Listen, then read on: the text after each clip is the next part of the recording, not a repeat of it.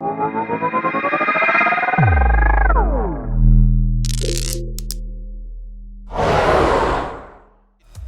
get things started with our first speaker.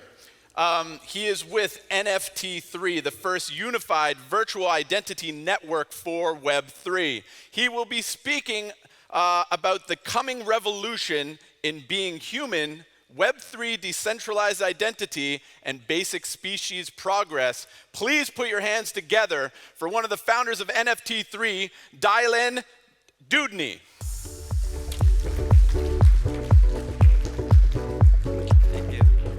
Can everyone hear me okay? That was great. I really appreciate the applause. I haven't had that level of applause since I told my parents I was giving up the piano. So thank you. You're not supposed to applaud more. Jeez, no, I'm just kidding. Well, I really appreciate you guys all for being here. I hope you can appreciate my nerves are a little bit high because I'm used to doing this in front of a television, or in front of a computer screen, and I'm petting my cat, and I've got all my comforts, and my pants are off, but I am wearing boxers in that situation. Anyway, yes, my name is Dylan Dudney. I am co-founder and one of two general partners at One Pit Digital Group, and we've got several different projects that we've incubated, two of which I lead personally, which are NFT3 and Kylan. I'll be spending a lot of time probably on the NFT3 side today. It's discussing decentralized identity. And if you see the subtitle, how we stuck it, I want to use this laser, by the way. Can you see that? It's pretty cool. How we stuck it to the man and got our humanity back. We had an investor tell me that this was a terrible title and nobody was going to know what it meant at all, and that I should have something a little bit catchier. So we'll get into this in a second. So again, my name is Dylan Dudney. I've been a long-time crypto enthusiast since about 2011. I got into the space with this kind of feeling of conviction. I was very, very excited. Something that I think is really neat about this space is that you don't, hear people talking about how they got, when they first heard about, a Dyson, or when they first heard about, air fryers, or when they first heard about rain-sensing wiper blades. But everybody seems to have this, sense of when they first heard about Bitcoin, crypto, maybe even this includes things like NFT technology. And I had to ask myself, why is this the case that we have this sort of real, sort of conviction, sort of like human sensibility, and I would posit that when we talk about Web3, when we talk about metaverse, what we're actually talking about is not necessarily a technology, although it is a composite of different technologies. Well, what we're really talking about is maybe this is best defined as a socio-political movement. And that's something that I really want to start to investigate as just a person in this space. But I also want to co-investigate with you guys today and talk about some ideas surrounding that. I got into. So I'll start about how I got into it.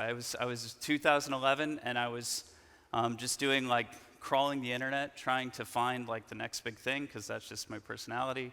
And it wasn't 3D printing, and it ended up, I found this article about Bitcoin, and I thought, oh, this is really, really interesting. I came from a background of sociology, so I was just really interested in how societies change over time, coincident with technology, and I just essentially jumped headlong into it. I started mining. Back then, it was easier to mine than it was to buy at an exchange because exchanges were weird. I started getting into Ethereum very, very early on. In fact, I remember, you'll see this right here is the first announcement for Ethereum on Bitcoin Talk. I remember the day I saw it, and I was like, holy crap, this is a big deal. My uncle is a computer science. I said, what the hell is Turing completeness? And he told me what that meant, and I was like, oh my God, I'm hooked. I gotta get into this. And so I started to form a ton of conviction around this idea of democratizing access to value. And over time, I started to get more and more refined in my understanding of what the implications of all of these technologies were. So, right now, I want everybody to imagine that above their heads is a dollar sign. And right now, I want everybody to have the basic realization that all of us are living a life, right? Whether it's on-chain or off-chain, or whether it's on the internet or off the internet. But our lives are being monetized, essentially. So we all know this sort of narrative of, I mean, it's a relatively tired narrative, perhaps, but this narrative of, okay, I have all this, I use these free platforms and software, Facebook, blah, blah, blah, and on the back end, there's these companies that are sort of polishing this metadata for me. All this stuff is created about me, and then sort of that metadata gets polished. They go like that, and they go, here, we're going to give you this so that you can sell something a little more targeted manner to this person, a product or service. And I think that, we kind of poo-poo the whole Web 2 thing, but we stand on the foundations of Web 2, and we wouldn't really be able to get to Web 2 or Web 3 without Web 2. And so I think it was sort of a Faustian bargain that we made. We did exchange our very souls, our very humanity, if you will, but we did it with on the back end. We've been able to do things like know all things at all times. That's a pretty cool thing to be able to gain from selling your soul to the internet gods.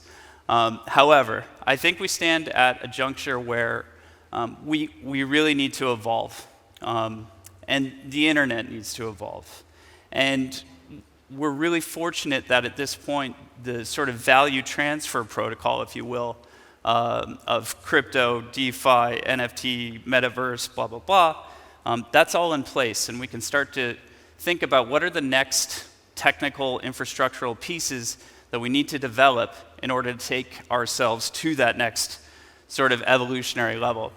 And you'll see our friend Mark, he says, and all due respect to Mark Zuckerberg, by the way, I guess, he wants to have a piece of that, I think, and that's okay. But I don't think that that's going to be how it goes down. And this comes back to this first point that I talked about when I first came up here, which was that I really do think that this has this sort of, I would call it, if you want to call it metaverseism or NFTism, or what I'm sort of trying to call it, these days, which is like Web3ism.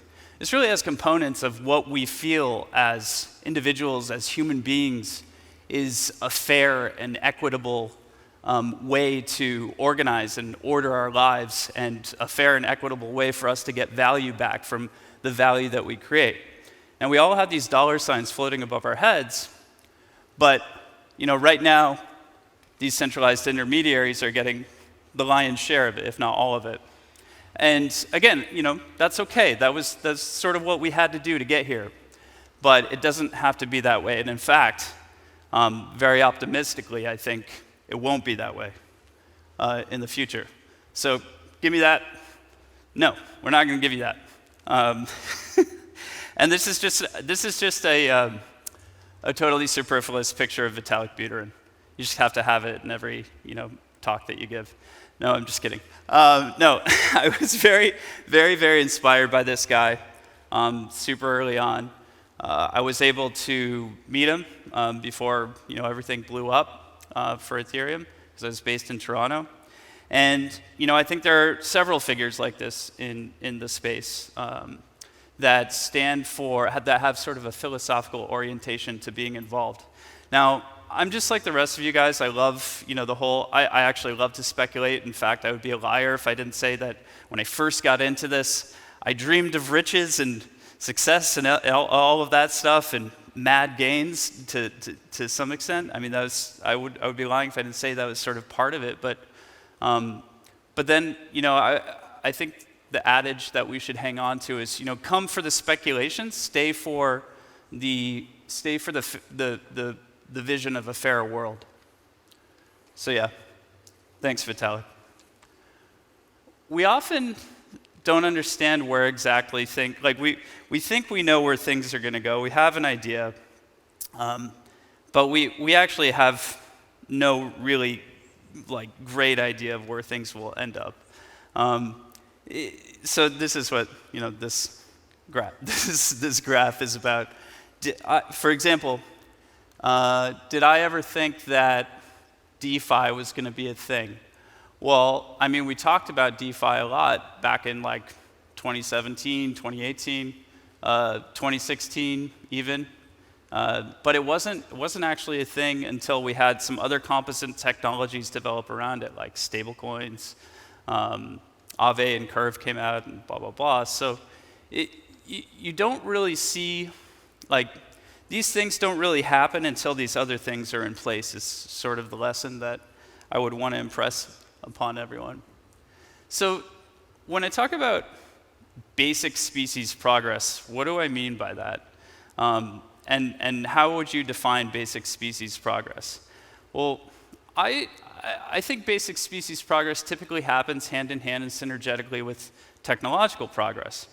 And it often comes and starts and stops, but we can sort of get a sense of a basic species progress if we look at history throughout time. So you might all be sort of scratching your heads and thinking, what does this picture represent? So if we look at the development of the printing press.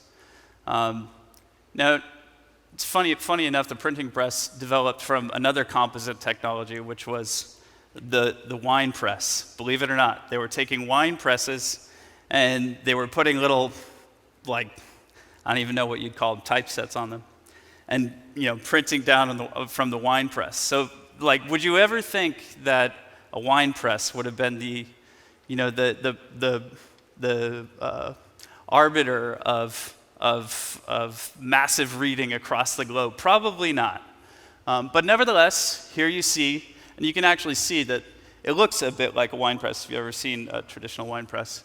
But this is one of the first printing presses. Now, the printing press did not just make it so many people could read. In fact, what it did was it delivered sort of knowledge about the world to everybody so that they could make sort of better decisions, so that there would have been a more equitable distribution of an understanding of how the world really works. And we saw with the development of the printing press, when I talk about basic species progress, I talk about, I think about the level to which things are efficient and fair. And the printing press spurred on the development of Protestantism, the Catholic Reformation, the Renaissance, and later the Scientific Revolution. All because, really, we had a bunch more people reading and understanding things. So when I think about where we sit with respect to Web3 and the metaverse, I think we might be at that level of, winemaker to, or sorry, wine press to printing press. So, metaversal expectations and Web3 expectations, I think, are where they need to be conceptually. But in terms of actual stuff, that's getting built, implementations, the technological infrastructure around this, there's a lot of headway that we actually really need to make. So while I do think that aspects of, the metaverse are really exciting, are we going to be strapping these things to our heads 18 hours a day or 16 hours a day? Maybe, maybe not. I don't know. I have an Oculus and I really love it. But I think we're going to need to get to, something that looks more like a computer than a wine press turned to a printing press, whatever the analog is to that for the experience, the UX, UI of being in a metaverse or metaversal expectations. Same thing with Web3.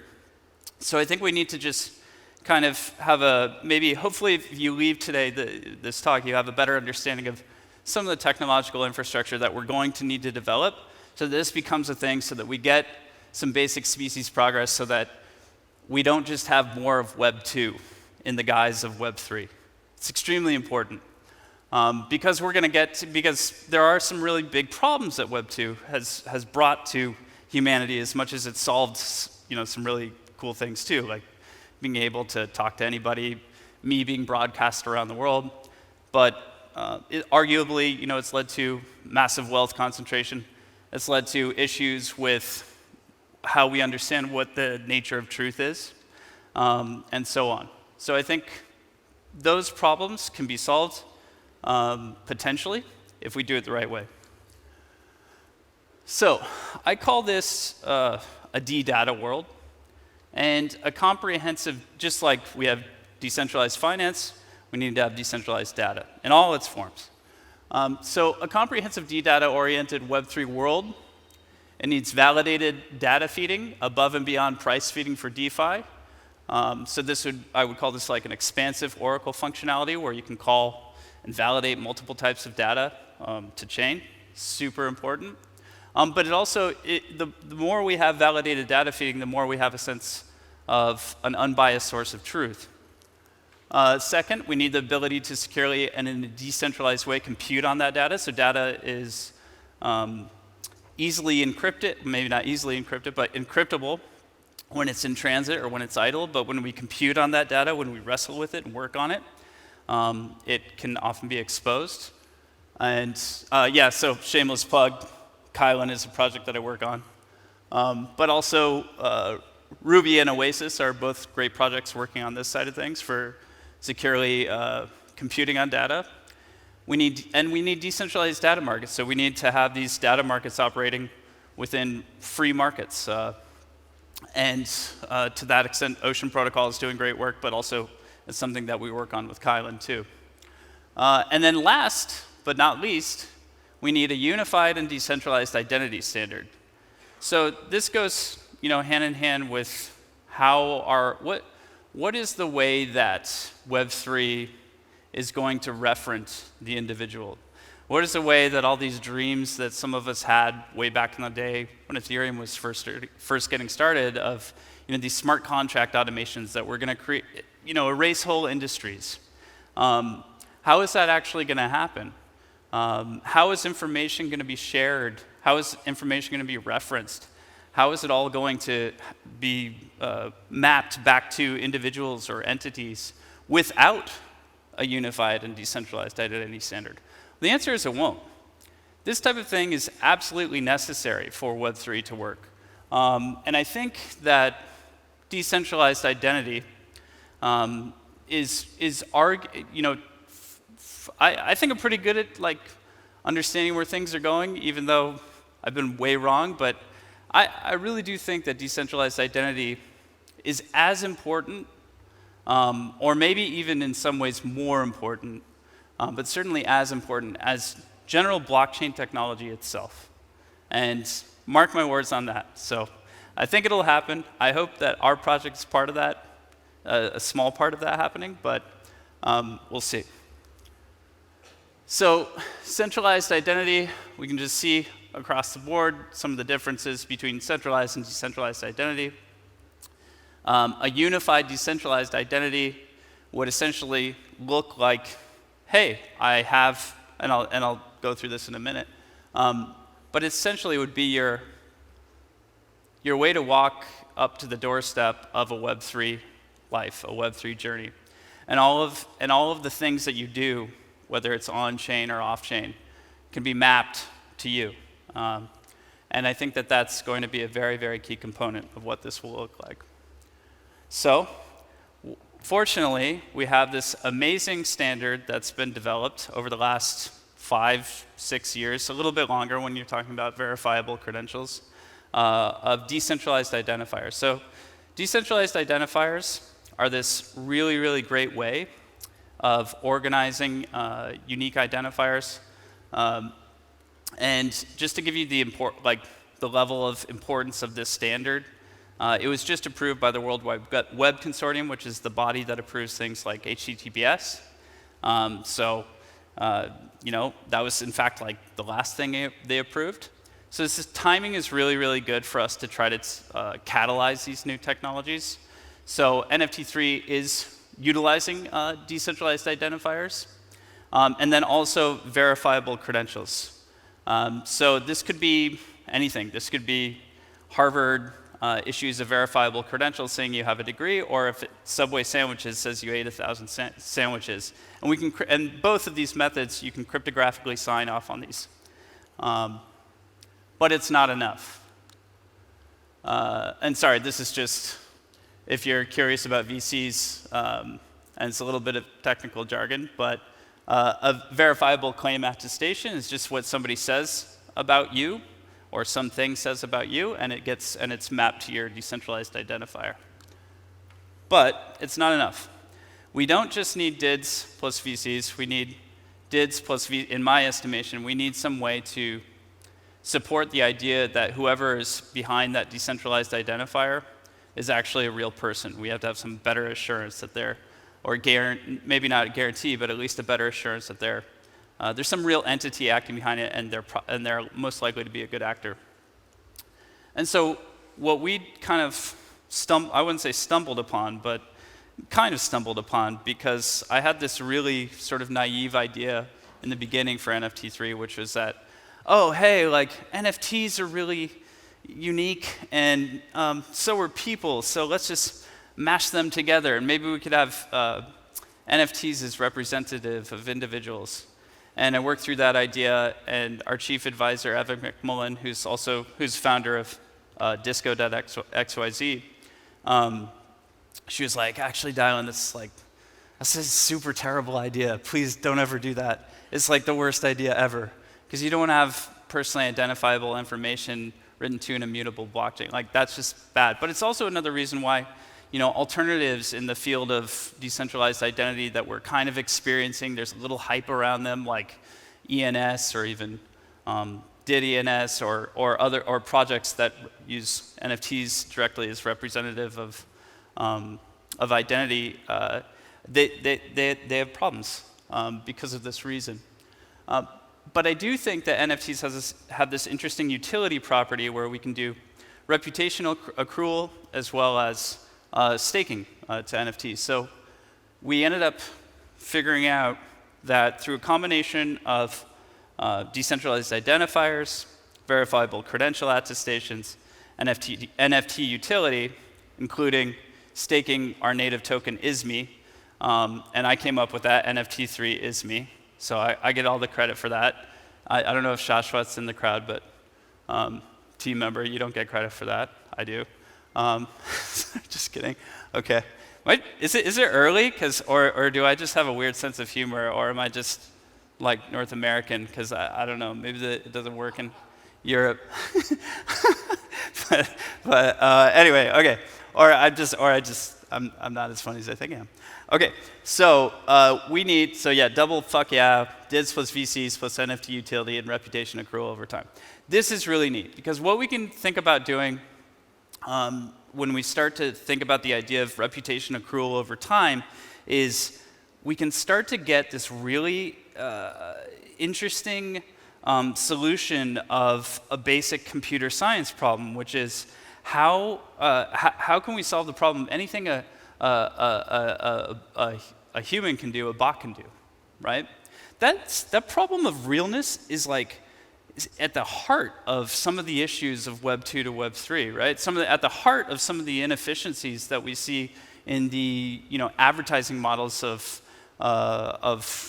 FANG, right? Of FANG companies in Web 2.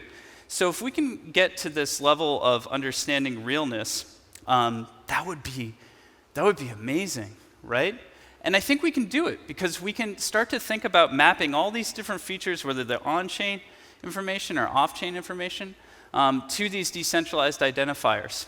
And over time, like any house is a house is a house is a house, but over time, after 10 years of living in a house, you know that that's someone's house, and it can never be sort of like, you can't really fake that.